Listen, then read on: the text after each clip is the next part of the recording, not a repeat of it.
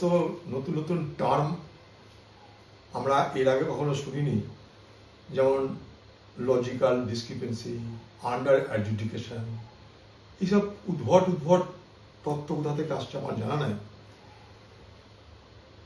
গণতন্ত্রে ভোটার তালিকা তৈরি করবার জন্য নাম লেখানো, নাম অন্তর্ভুক্ত করা, অর্থাৎ আমি ভোটার হলাম, আমার ভোটের অধিকারকে আমি সুনিশ্চিত করলাম, এটাও একটা উৎসব। আবার ভোট পর্বে ভোট প্রদান করা, এটাও একটা উৎসব।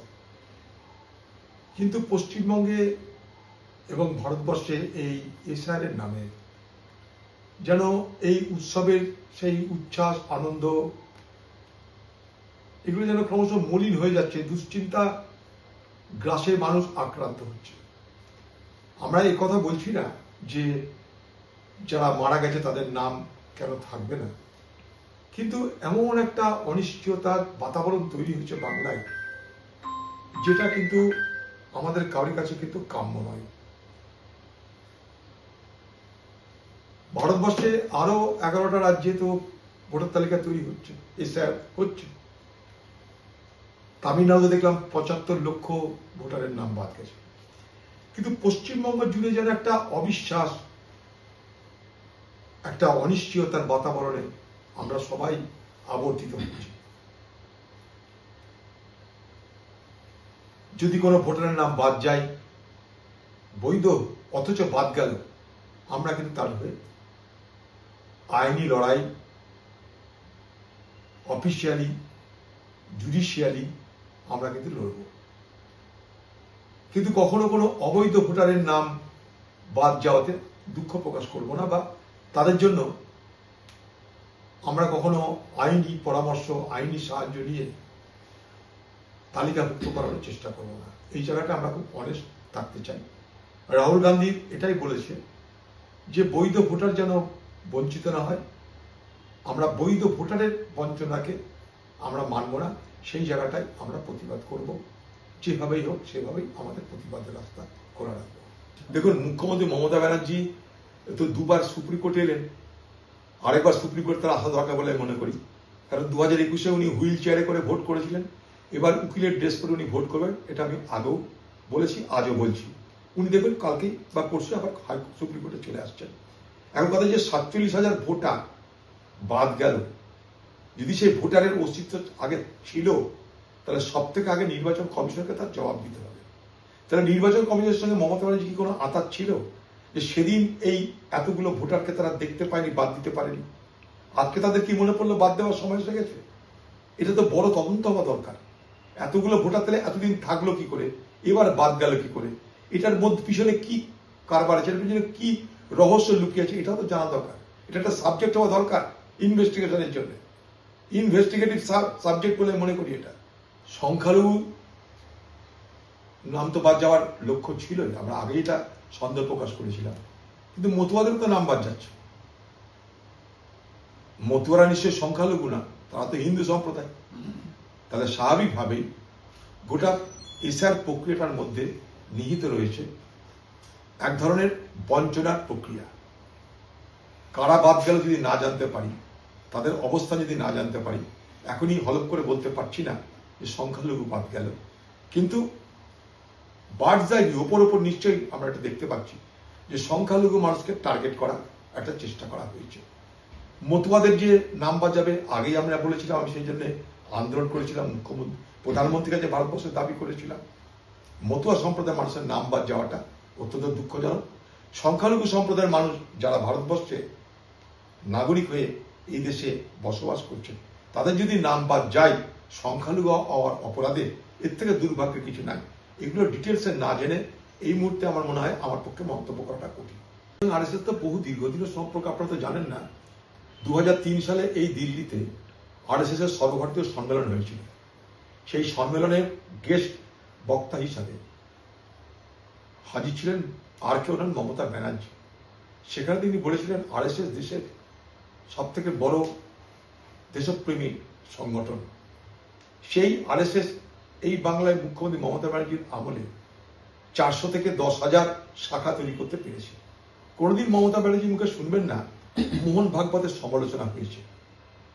হয়তো আরএসএসেরই রেকমেন্ডেড কেউ হতে পারে, গুরুস্বামী, যে ভাই তোমাকে তো অনেক খাতির করেছি, আগামী দিনও খাতিরদারি করব, আমাদের লোকটাকে পাঠিয়ে দেওয়া আছে সবাই, তবে না বুঝবো যে আমাদের প্রতি তোমার আনুগত্য কেমন। খুব সম্ভাবনা এটা প্রবল। কারণ লক্ষ্য করে দেখবেন মমতা ব্যানার্জির বক্তৃতায়, 21শে জুলাইয়ের বক্তৃতায় তিনি ঘোষণা করেছেন কলকাতার বুকে দাঁড়িয়ে, আমি আরএসএসকে খারাপ বলি না, আরএসএস এমনি করে আঙ্গুল তুলে আরএসএস নেতাদেরকে আমি খারাপ বলি না। মনে করে দেখুন, এই হচ্ছে মমতা ব্যানার্জি, যিনি বরাবর আরএসএস সঙ্গে সম্পর্ক রেখে চলেছেন। আরএসএস বিরুদ্ধে তার কোনো ক্ষোভ নেই, কোনো বক্তব্য নেই, কোনো সমালোচনা নেই, এবং আজকের দিনে একটা বার্তা দেওয়ার চেষ্টা করছে আরএসএসকে, যে আরএসএসকে আমি সম্মান করি। আরো আপনাদেরকে বলি, 2016 সাল যখন কংগ্রেস বাম জোট করে নির্বাচন লড়েছিলাম, সেইবারই মমতা ব্যানার্জির পতন হতো বাংলায়। আমি আবার বলছি বাংলার মানুষকে, সেদিনের ভোটের পর যে জয় পরাজয়ের যে ফলাফল, সেটা আপনারা একবার দেখুন, দেখবেন যে যে সংখ্যায় আমরা পরাজিত হচ্ছি, ঠিক তার আগের বছর অর্থাৎ 2011 সালের নির্বাচনে সেই সংখ্যায় বিজেপি ভোট পাচ্ছে। 2016 সালে এই আরএসএস পশ্চিমবঙ্গ যাতে কংগ্রেস এবং বামের দখলে না আসে, তার জন্য সর্বান্তকরণে মমতা ব্যানার্জি তৃণমূল কংগ্রেসকে সমর্থন করেছিল। 2011 সালের ভোটের রেজাল্ট দেখুন বিজেপি, আর 2016 সালের ভোটের রেজাল্ট দেখুন বিজেপি, আপনারা অনায়াসে আজও বুঝতে পারবেন।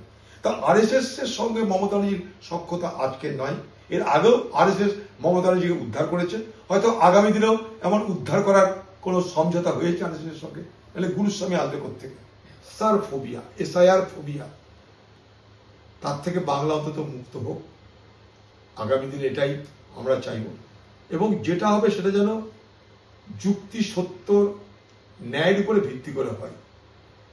নির্বাচন কমিশন, রাজ্য সরকার, সকলের কাছে এটাই আমাদের দাবি থাকে। দুর্ভাগ্য এটা, ওই যে আর্টিফিশিয়াল ইন্টেলিজেন্স, লজিক্যাল ডিসক্রিপেন্সি, এই জায়গাটা আমি প্রথম দিন থেকে একটা কথা বলার চেষ্টা করেছিলাম, যে রাজ্য সরকারকে আরো বেশি অ্যাক্টিভ হতে হবে। কারণ আমি আজও বলছি, নির্বাচন কমিশন সমস্ত এক্সারসাইজটা, সমস্ত নির্বাচনী প্রক্রিয়াটা কিন্তু রাজ্যের কর্মচারী, রাজ্যের অফিসারদেরকে নিয়োগ করে করছে। সেই জায়গায় রাজ্যের পক্ষ থেকে আরো তৎপর হওয়া উচিত ছিল, আজও দরকার। রাজ্য যত তৎপর হবে, তত এই লজিক্যাল ডিসক্রিপেন্সির নামে, ওই যে বলেছেন না, নাম বানান, এর নামে যে সমস্ত ভোটারের নাম বাদ যাওয়ার খবর পাচ্ছি আমরা, সেখান থেকে মানুষকে আমরা উদ্ধার করতে পারবো। এখনো সময় আছে, এখনো রাজ্যকে তৎপর হওয়ার দাবি করব। একদিকে নির্বাচন কমিশন, তার কাছে দাবি করব যে তারা যেন মানুষকে সহযোগিতা করে, প্লাস রাজ্যকে দাবি করব রাজ্য যেন এইটাকে তাদের ইগোর লড়াইয়ে না নিয়ে গিয়ে এই এসআরকে কেন্দ্র করে নির্বাচনী লড়াইয়ে অবতীর্ণ না হয়ে তারা যেন মানুষের অধিকারকে সুপ্রতিষ্ঠিত করার জন্য তাদের রাজ্যের সরকারি কর্মচারী, BLO, SDO, ARO, AERO, DO সকলকে যেন তৎপর করে। তাহলে এই যে বলছেন অনেক মানুষের নামের বানানের ভুলের জন্য বাদ গেছে, সেগুলো কিন্তু অটোমেটিক খুব সহজে কিন্তু সেগুলোকে অন্তর্ভুক্ত করা যাবে বলে আমি বিশ্বাস করি। আকাশ মাথায় ভেঙে পড়েছে বলে আমার এখনো মনে হচ্ছে না। কে বলেছিল 1.5 কোটি 2 কোটি, সেটাও বুঝতে চাইছে বাগাড়ম্বর। আবার যারা বলেছিল আমরা এসআর করতে দেবো না, এসআর করতে হলে মেরে খুন করে দেবো, রক্তগঙ্গা বই দেবো, এইসব বাগাড়ম্বর আস্ফালন বন্ধ করে বাংলায় যারা প্রকৃত ভোটার, বৈধ ভোটার, তাদেরকে সহযোগিতা করার জন্য সবাই মিলে প্রচেষ্টা করুন। কারণ এটা তাদের গণতান্ত্রিক অধিকারকে রক্ষা করার লড়াই। এর উৎসব তো জানি না, এ বাংলায় দুর্নীতির উৎসব অবশ্যই আছে, এ বাংলায় বেকারত্বের উৎসব তো আছে, এ বাংলায় ধর্ষণ, নির্যাতন, বোমা, পিস্তল, এগুলো তো উৎসব আছে। এখন মুখ্যমন্ত্রী কোনটাকে উৎসব বলছেন আমার জানা নাই, হয়তো বলছেন যে পয়সা দিব, ভোট দাও। মুখ্যমন্ত্রী বুঝেছেন বাংলার মানুষের দারিদ্রতা খরিদ করা যায়।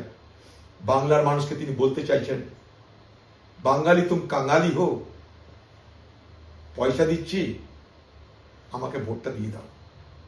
না তো এতদিন পর তার যুব ভাতার কথা, উৎসব ভাতার কথা, যুবশ্রী থেকে যুবসাথী প্রকল্পের কথা এতদিনে মনে হলো কেন? 2013 সালে যুবশ্রী প্রকল্প চালু হয়েছিল, আজকে 2026 সাল।